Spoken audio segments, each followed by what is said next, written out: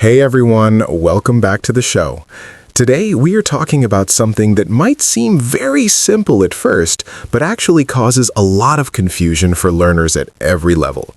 We're talking about the verb fall and three different particles that can follow it. Fall off, fall over, and fall down. Three combinations, three different meanings, and today we're going to make sure you know exactly which one to use in every situation. Yes, and what makes this topic so useful is that these are everyday expressions. People fall, things fall, situations fall apart. You need these phrases to describe real-life moments accurately. And once you understand the logic behind each one, it all becomes very clear. So, let us start with the basics. Fall is a verb meaning to move downward quickly, usually without control or intention.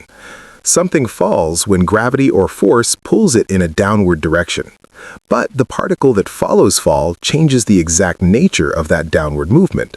So the particle is the key. Off, over, and down each add a specific direction or type of movement to the basic idea of falling. Let us take them one at a time. Let us start with fall off.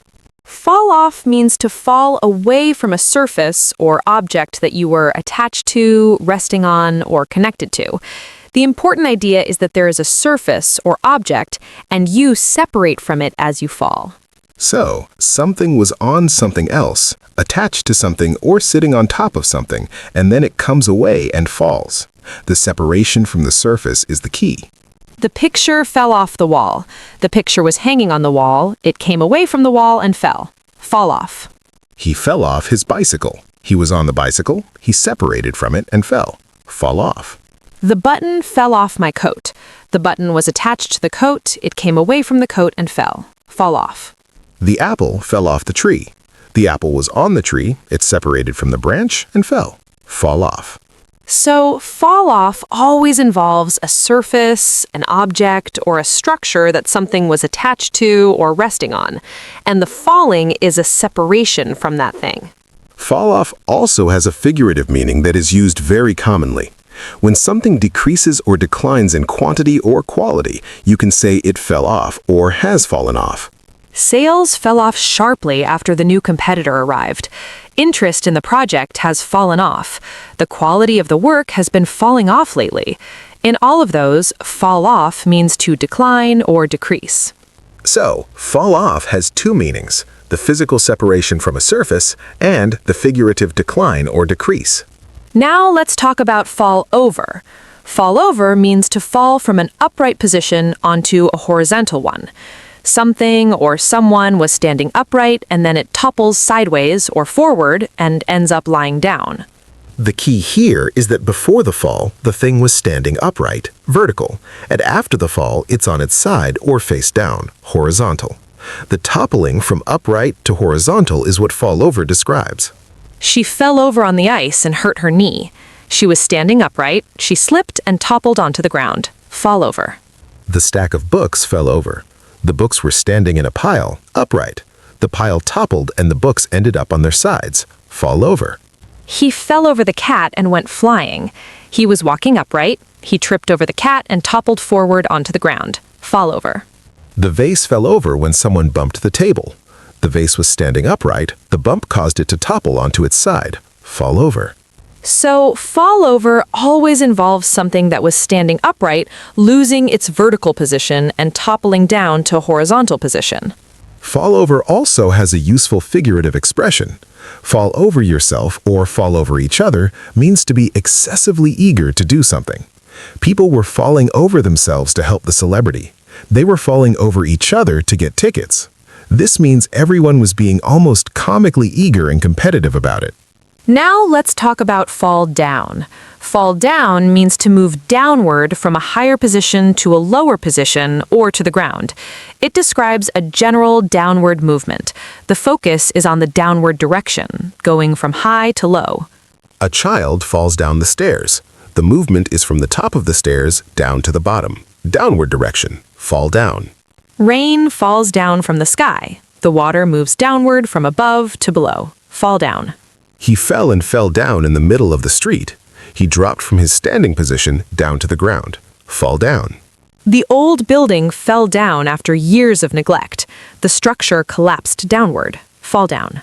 So, fall down is about the direction of the movement, from higher to lower, from standing to the ground. The downward trajectory is the main thing being described. Fall down also has a very important figurative meaning. When a plan, system, argument, or idea fails or has a weakness, it falls down. That's where his argument falls down. The plan fell down because nobody communicated properly. The system falls down when too many users log on at the same time. In those cases, fall down means to fail, to collapse, or to have a fatal flaw. The idea or system goes from working to not working, which is a kind of downward movement. Now let me place all three side by side so the differences are crystal clear.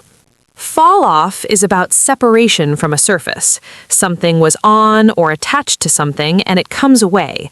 The picture falls off the wall. The rider falls off the horse. Fall over is about toppling from upright to horizontal. Something was standing and it topples sideways or forward. The stack falls over. The person falls over on the ice. Fall down is about downward direction. Something moves from higher position to a lower position, or to the ground. The downward trajectory is the main thing being described. Three different movements, three different particles: separation, toppling, and downward direction. Now, I want to go into some cases that learners find genuinely confusing because sometimes more than one seems possible. Great idea. Let me give you a situation. A person is standing and they trip and end up on the ground. Would you say they fell over or fell down? Both are possible, but they describe slightly different aspects of the fall. Fell over focuses on the toppling action, the loss of the upright position. She fell over means she was upright and she toppled. Fell down focuses on the ending up on the ground. She fell down means she ended up on the ground after the fall. In casual, everyday speech, people use both, and they're often interchangeable for describing a person falling to the ground.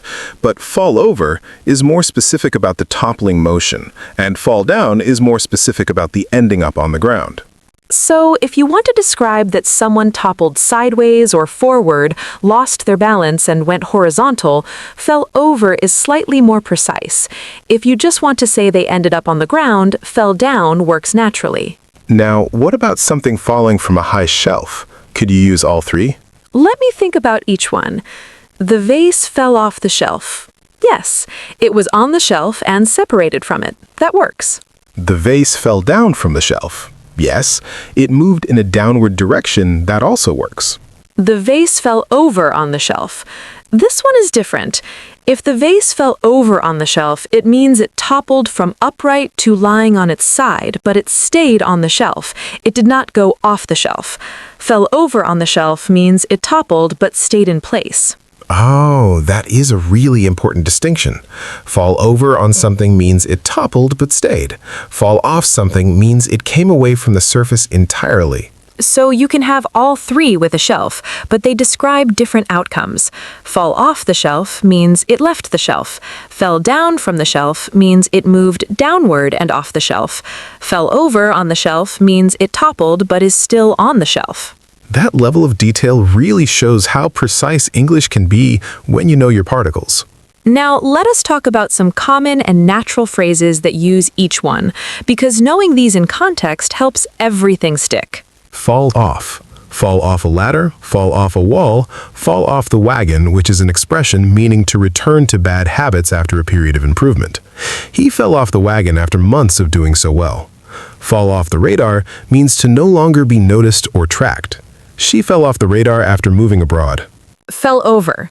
Fell over laughing means to find something extremely funny. I almost fell over laughing when she told that story.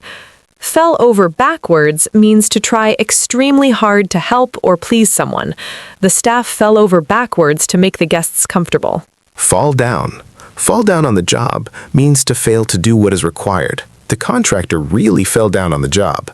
Fall downstairs is a common physical description. She fell downstairs when she was a child. Fall down dead means to die suddenly or collapse. The expression is dramatic and sometimes used for comic effect. Now, let us go through the most common mistakes learners make with these three combinations. Mistake number 1 is using fall down when fall off is correct for separating from a surface. Saying the button fell down my coat instead of the button fell off my coat. The button came away from the coat, fall off. Mistake number 2 is using fell off when fell over is correct for toppling from upright, saying the pile of books fell off instead of the pile of books fell over. The books toppled from upright to horizontal, fell over. Mistake number 3 is not knowing the figurative use of fall off for declining, saying productivity has fallen over instead of productivity has fallen off. The decline uses fall off, not fall over. Mistake number 4 is not knowing that fall down can describe plans and arguments failing, saying the plan fell off instead of the plan fell down. When a plan or argument fails, the expression is falls down. Mistake number 5 is using fell over for someone falling from a height, saying she fell over the stairs.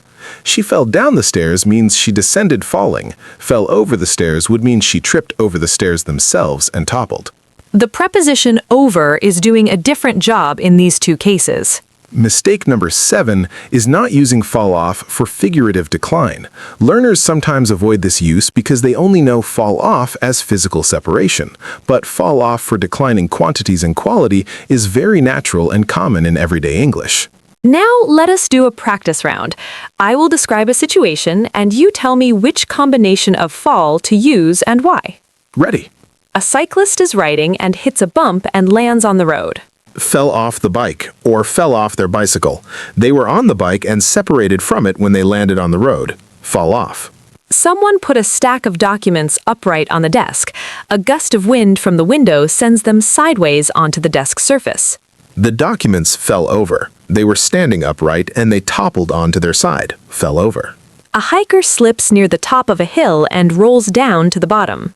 Fell down the hill. The movement is downward from a higher to a lower position. Fell down. A company reports that its monthly sales numbers have been getting smaller each quarter. Sales have been falling off. The figurative use of fall off for declining quantities. Fall off. A young child is learning to walk and loses balance and lands on their bottom. Fell over or fell down. Both are natural here. Fell over if focusing on the toppling from upright, fell down if ending up on the ground. Both work in this situation. A plan was supposed to be a surprise party but forgot to tell anyone where it was being held. The plan fell down. The plan failed because of a specific flaw. The figurative fell down for a failing plan. A decorative tile on the bathroom wall comes loose and ends up on the floor. The tile fell off the wall. It was attached to the wall and came away from it. Fell off.